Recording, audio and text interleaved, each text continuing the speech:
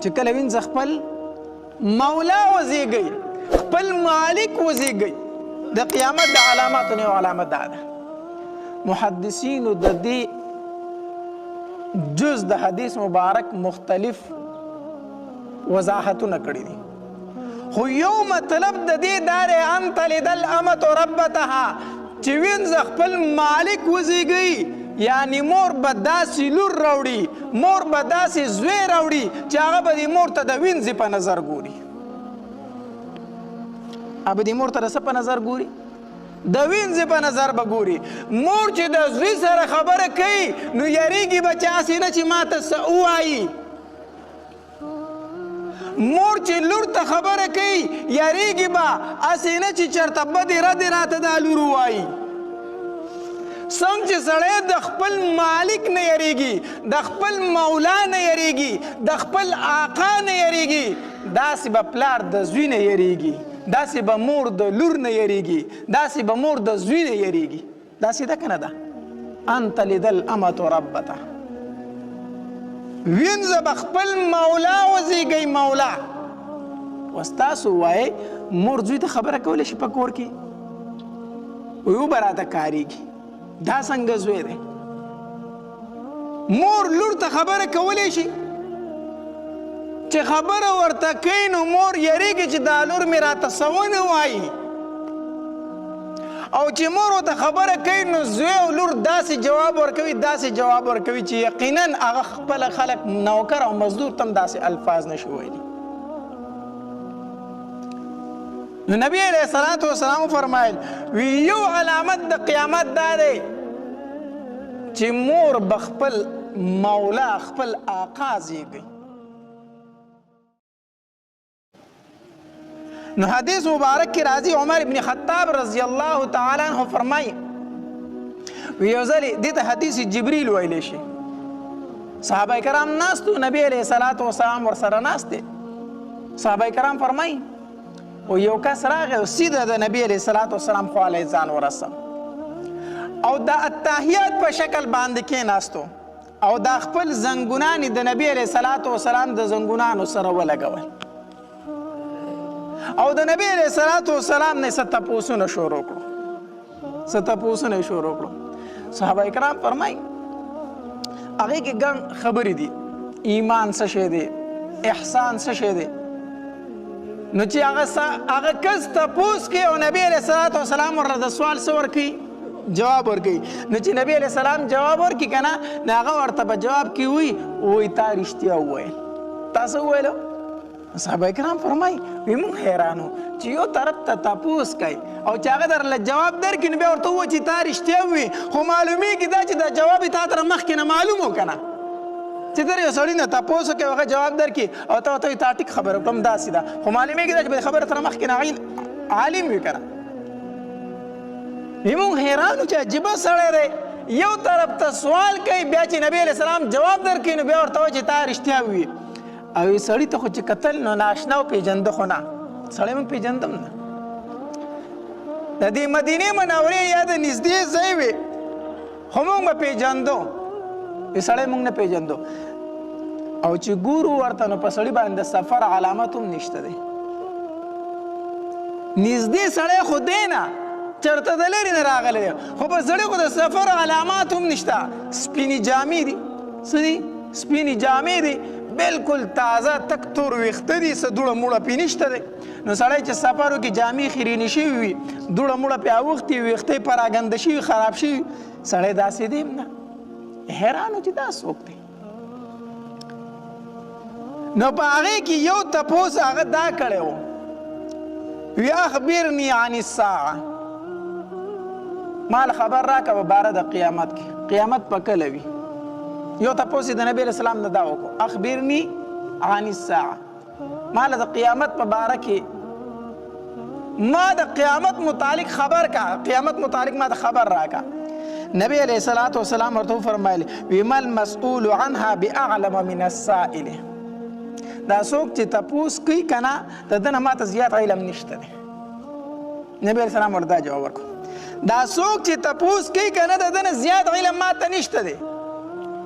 ناغه ورته وی وی فاخبرنی عن اماراتها څه علامات خو راته بیان که کنه قیامت علم تا سره نشته ځکه دې علم صرف اور صرف د چا سره دی د الله تبارک نو څه علامات خو راته بیان که کنه نو نبی علیہ الصلوۃ والسلام فرمایل وی ان تلد الامه ربتها یو علامت د نبی علیہ الصلوۃ والسلام بیان کو وی ان تلد الامه ربتها چې کله وینځ خپل مولا وزیږي چې کله وینځ خپل مولا وزیږي خپل مالک وزیږي د قیامت د علاماتو نه علامت ده محدثینو د دې جز د حدیث مبارک مختلف وضاحتونه کړي دي خو یو مطلب د دې دار ان تلد الامه ربتها چې وینځ خپل مالک وزیږي یعنی مور به داسې لور راوړي مور به داسې زوی راوړي چې هغه به دې مور ته د وینځې په نظر ګوري هغه به دې مور ته د څه په نظر ګوري د وینځې په نظر به ګوري مور چې د زوی سره خبره کوي نو یریږي به چې هسې نه چې ما ته څه ووایي مور چې لور ته خبره کوي یریږي به هسې نه چې چېرته بدې ردې راته دا لور ووایي څنګه چې سړی د خپل مالک نه یریږي د خپل مولا نه یریږي د خپل آقا نه یریږي داسې به پلار د زوی نه یریږي داسې به مور د لور نه یریږي داسې به مور د زوی نه یریږي داسې ده که نه ده ان تلد الامه ربتها وینځه به خپل مولا وزیږئ مولا اوس تاسو وایئ مور زوی ته خبره کولی شي په کور کې وی وبه راته کارېږي دا څنګه زوی دی مور لور ته خبره کولی شي چې خبره ورته کوي نو مور یریږي چې دا لور مې راته څه ونه وایي او چې مور ورته خبره کوي نو زوی او لور داسې جواب ورکوي چې یقینا هغه خپله خلک نوکر او مزدور ته هم داسې الفاظ نشي ویلی نو نبی علیہ الصلوۃ والسلام فرمایل وی یو علامت د قیامت دا دی چې مور بخپل مولا خپل آقا زیږي مور به یریږي زوی ته خبره نشي کولی لور ته خبره نشي کولی دویم نبی علیہ الصلوۃ والسلام ولیدل وفرمایلو وی وان تر الحفاة العراة العالة رعاء الشاء یتطاولون فی البنیان او کما قال علیه الصلاة والسلام نبی علیہ الصلاة والسلام فرمایل وی دویم علامت د قیامت د علاماتو نه دا دی که نه چې هغه خلک چې هغه به لغړ ګرځېدل هغه به خپیال به ګرځېدل هغوی به په صحراونو کې ګډې او بیزې سره ولي د هغې سره به د خوراک څه شی نه و د هغې سره به د څښاک څه شی نه و د هغې سره به د اغوستلو څه شی نه و نو دغه خلک به د ځان یو بل سره به بیلډینګونو کې مقابله شروع کړي په غټو غټو آبادو کې به د یو بل سره مقابلې شروع کړي کم خلک به چې خپیال به ګرځېدو الله به ورله دومره مال ورکړي چې هغه به وګوري چې زما نه خو به چا غټ بلډینګ چا نه یې رخ کړی زما نه خو به غټ ګاډی چا نه یې اخیستی هغه به په دې خبرو کې یو بل سره څه شروع کړي مقابلې شروع کړي نو دا نبی علیہ الصلوۃ والسلام فرمایل چې کله دا وخت در باندې راغی نو پوه شه چې قیامت نږدې دی قیامت څه دی نږدې دی اوس مونږ له لږ فکر کول پکار دی لږ سوچ کول پکار دی آیا داسې حالات خو به زمونږ په معاشره کې نه شروع شوي کو داسې وي چې پلار د زوی سره خبره کوي مور د لور سره خبره کوي او په احتیاط کوي چې چېرته راته څه ونه وایي دې وجې نه زه بار بار یو خبره کومه واما الله دې زمونږ په حال باندې رحم وکړي وجه دا ده مونږ تمامه توجه په دنیا باندې ورکړې ده تمام توجه زمونږ په دنیوي تعلیم باندې ده، په دنیا باندې ده. نو چې کله زوی ډاکټر شو، کله زوی انجینیر شو، کله زوی غټ افسر شو، نو پلار چې خبره کوي احتیاط کوي چې زوی مې رانه چېرته خفه نه شي. داسې ده که نه ده؟ پلار په خبرو کې احتیاط کوي چېرته دا افسر زوی مې رانه خفه نه شي، دا ډاکټر زوی مې رانه خفه نه شي. او چې کله په زوی باندې د علم وکړو، قرآن دې ورته وښودل، حدیث دې ورته وښودل، نو زوی چې د پلار سره خبره کوي نو زوی احتیاط کوي چېرته پلار مې رانه خفه نه شي. دا عالم زوی به چې خبرې کوي احتیاط به کوي چېرته خبرو کې رانه سختي ونه شي، د مور بې ادبي ونه شي، د پلار بې ادبي ونه شي. او چې تا دې ډاکټر جوړو نو سبا به ته په خبرو کې احتیاط کوي چې چېرته د زوی بې ادبي رانه ونه شي. دا موږ په خپله دا حالات ځان ته جوړ کړي دي. ښه، دا په خپله موږ ځان ته جوړ کړي دي، دا موږ په خپله ځان ته جوړ کړي دي. او بیا څه کوو؟ ګیله د چا نه کوو؟ الله، ګیله بیا د چا نه کوو؟ د زامنو نه کوو، د نونو نه کوو، او د ښځې نه کوو. کور کې مې عزت نشته دی، مشر شومه د کار ووتم، کور کې څوک عزت نه راکوي. تا تیار کړي څه دي چې تا له عزت درکړي؟ حدیث مبارک کې راځي الکیس من دان نفسه وعمل لما بعد الموت والعاجز من اتبع نفسه هواها وتمنى على الله او كما قال عليه الصلاة والسلام.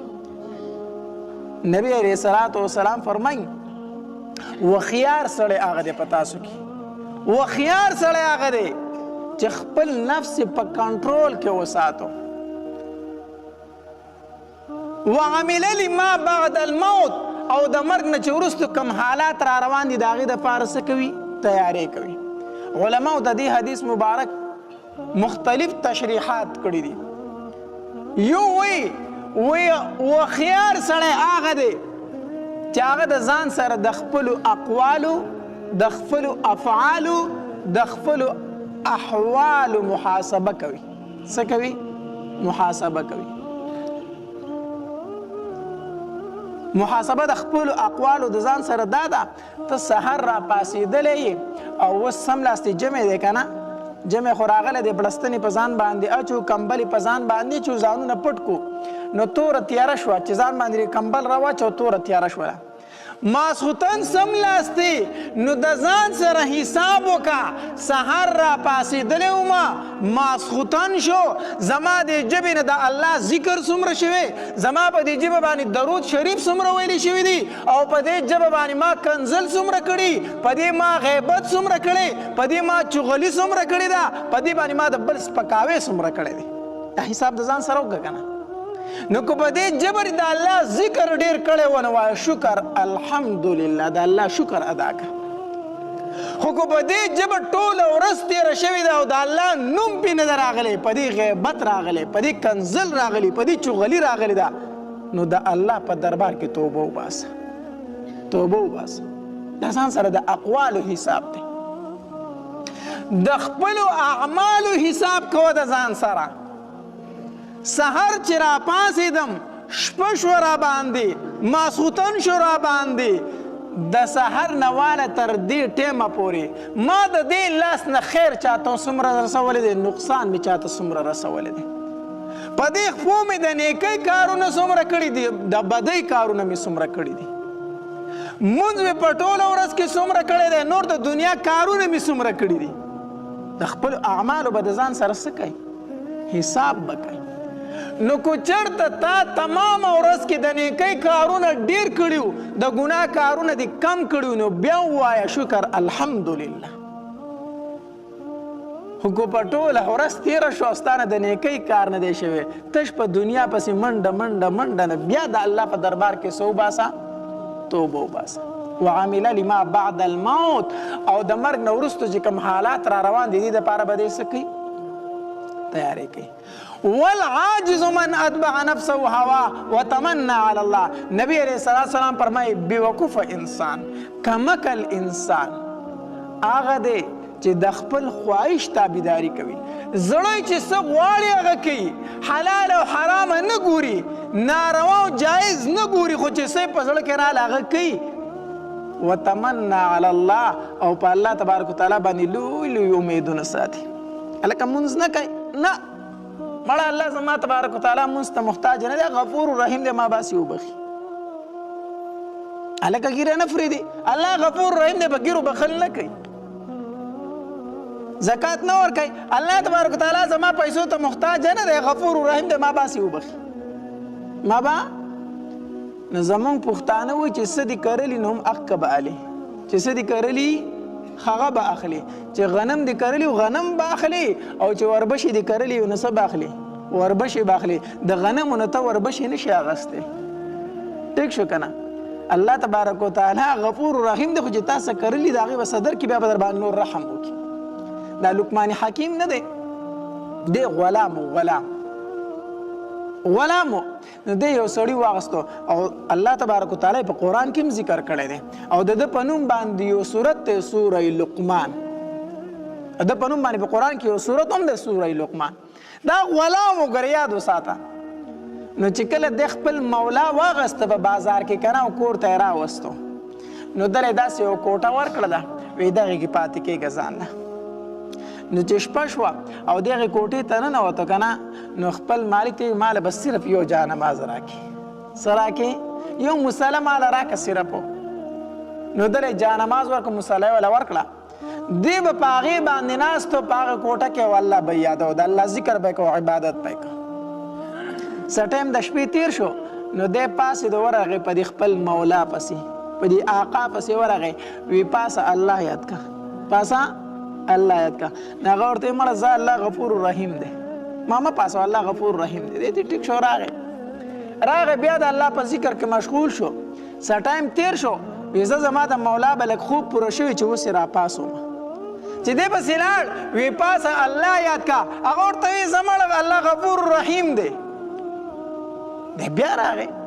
چې کله د چربان ټیم شو، د تهجد ټیم شو که نه، ویره دا ډېر بختور ټیم دی چې اوس خو یې راپاسم، خوب به یې پوره کړی.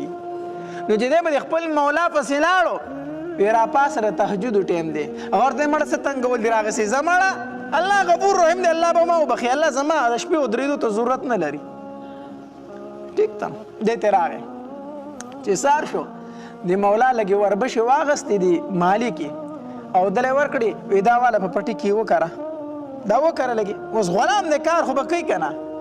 ده چې هغه وربشې واغستې، سیر 2 سرې وربشې وي، نو لاړو او دکاندار ته وی مال یو 2 سیره باجره راکه، څه راله راکه؟ یو 2 سیره باجره راکه. نو چې باجره یې واغسته، نو لاړه هغه یې وکرله، باجره یې وکرله، وربشې پرېښودې.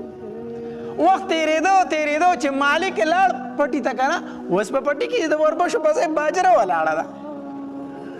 دی راوغوښتو، ویل که دا دې څه چل کړی دی، تا له خو ما وربشې درکړې چې دا وکړه، په پټي کې خو باجره ولاړه ده. وی دا رسې، ما باجره کرلې ده که نه، ما څه کرلې ده؟ وی تا ته ما باجره ویلي وو. نو ده ورته وی الله غفور رحیم دی، کرلې مې باجره ده، خو وربشې به شي که نه، څه به شي؟ ما وکرله باجره، خو الله غفور رحیم دی، الله مهربانه ذات دی، خو هر څه کولی شي، دې نه به راله څه جوړه کړي؟ وربشې جوړې کړي. مالک ورته ډېر بېوقوفه انسان دی، ډېر بېوقوفه قمقل انسان دی. کرلې دي باجره ده، او الله به دې وربشې جوړې کړي، الله داسې کوي. هغه ورته وایي زه خو درته هم داوام که نه، ما خو درته هم داوې که نه چې د شپې خوبونه کوه، نافرمانۍ کوه د الله، او الله به دې په مفتو کې وبخي، خو چې څه دې کرلې هغه به درته میلاویږي که نه. او مالک پوه شو چې دا خو یې راله سبق راکړو، دا یې راله څه راکړو، دا خو زه د پوه کولم چې ګوره دنیا کې دې څه کړي، په آخرت کې به هغه میلاویږي. الله داسې غفور رحیم نه دی چې څه دې کړي هغه به درته میلاویږي. نو نبی علیه الصلاة والسلام فرمایي بېوقوفه انسان، عاجز انسان هغه دی چې کوي ګناه او امیدونه د الله تبارک وتعالی نه ساتي چې الله به ما وبخي. وعن سهل بن سعد رضي الله تعالى عنه قال قال رسول الله صلى الله عليه وسلم سنتان لا تردان دا سهل ابن سعد رضی الله تعالی عنہ روایت ہے قال دے فرمائے قال رسول الله صلی الله علیه وسلم فرمایلی دی نبی علیہ الصلوۃ والسلام سنتانی دو قسم دعاګانی دي لا تردانی چې دا نه رد کولې کیږي دو قسم دعاګانی دي چې الله چرتا نه رد کوي وایګه خبر باندې کنا او قل ما تردانی یا کبه رد کیږي یعنی دراوی څه دي شک دي دراوی څه دي شک دي چې نبی علیہ الصلوۃ والسلام داسې فرمایل چې لا تردانی بالکل رد کیږي نه یی داسې فرمایلی دي چې او قل ما تردانی کمی رد کیږي سکیږي لکه کمی رد کیږي اکثر الله قبلې کمی الدعاء عند النداء یو دعا په وخت د اذان کې دعا په وخت د سکه لکه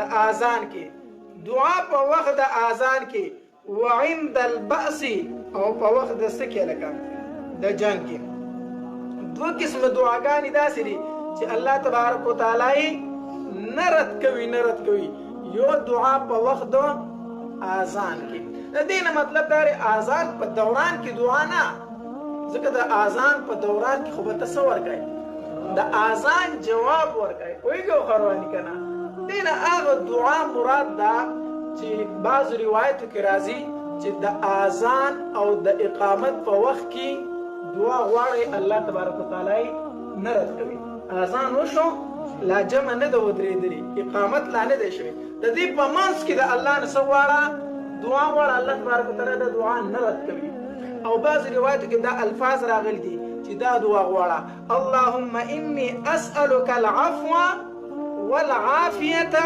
في الدنيا والاخره د اذان او د اقامت په منځ کې کومه دعا غواړه دا دعا اللهم اني اسالك العفو والعافيه في الدنيا والاخره دا الفاظ دا دعا په حدیثو کې نقل ده چې د اذان او د اقامت په منځ کې دا دعا غواړي ها بعضو سره دا خبره لیکلي بعض علماء لیکلي ده اگر چې غالبا دا په روایتو کې نشته ده خو دا چې چا لیکلي دي وایي چې چا دا دعا ویله د اذان او د اقامت په منځ کې کومه دعا اللهم اني اسالك العفو والعافيه في الدنيا والاخره وایي چا چې دا دعا ویله الله تبارک وتعالى به رسول انعامونه ورکړي دا نظر نو چې په حدیث کې دي تیر شي خو دي بعضي کتابونو لیکلي دي الله تبارک وتعالى به رسول انعام ورکړي سلور انعام ورکړي یو نغد انعام دار چې الله تبارک وتعالى په د باندې ناکاره مرض نه راولي سبب نه راولي ناکاره بیماری به الله تبارک وتعالى نه راولي یو دا انعام دی دویم څه شی دی الله تبارک وتعالى به د تنهایی د ګناہوں نه بچ کړي د سنا د انسان اکثر ګناه پس کیږي په تنهایی کې په تنهایی کې په یوازیوالي کې د انسان اکثر ګناه کیږي کنه الله تبارک وتعالى به د تنهایی د یوازیوالي د ګناہوں نه سکي دوی انعام ده او دریم انعام دار چې الله تبارک وتعالى به د ظالمانو د ظلم نه محفوظ وساتي ظالمانو د ظلم نه به الله تبارک وتعالى سکي محفوظ ساتي او سلورم خبره ده سلورم انعام دار چې الله تبارک وتعالى بدل را بغیر د محنت نروزی ورکوي الله تبارک وتعالى به ورلا بغیر د محنت نه آسان روزي ورنصیب کی نو ما درته چې چرته ګوره حدیث مبارک کې مې د نظر نه دي تیر شوی سره چې اعتراض وکړي کوئی غنیا په کوم روایت کې دي خو دې بعضی کتابونو لیکلي دي دا چې کومه دعا سو کوي اللهم اني اسالك العفو والعافيه في الدنيا والاخره چې د اذان او د اقامت په مابین کې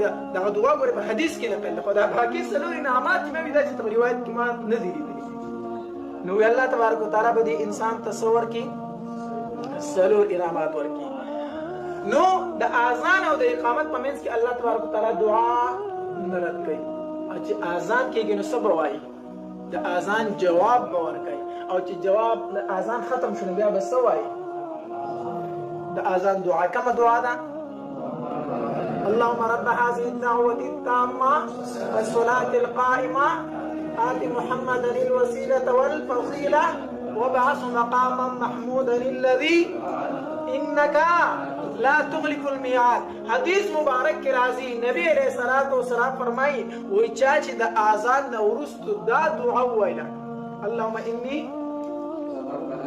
اللهم رب هذه الدعوة التامة والصلاة القائمة دا دعا وایي دا دعا چې چا وروسته د اذان نه وویله د هغې انسان دپاره زما شفاعت واجب شو.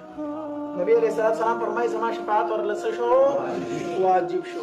نو د اذان نه به وروسته دغه دعا وایي بیا چې لا اقامت نه دی شوی تر هغې پورې څه ویلی شي دا اللهم انی اسألک العفو والعافیة فی الدنیا والآخرة. نو دعاګانې به انسان نه سره کولی شي. نو نبی علیہ السلام فرمایي الله تبارک وتعالی دو دعاګانې نه رد کوي یو د اذان په وخت کې او دویم نبی علیہ السلام فرمایي وعند البأس په وخت د جنگ. په کوم وخت کې حين يلحم بعضهم بعضا چې خلک په یو بل کې ننوتې وي یلحم ننوتې بعضهم بعض د دوی نه بعضا په نورو بعضو کې یعنی جهاد شروع دی. جهاد څه دی لکه شروع دی میدان جنگ ګرم دی. نو پته لګي چې په دغه ټایم کې به د الله په دربار کې زیاته څه کوي.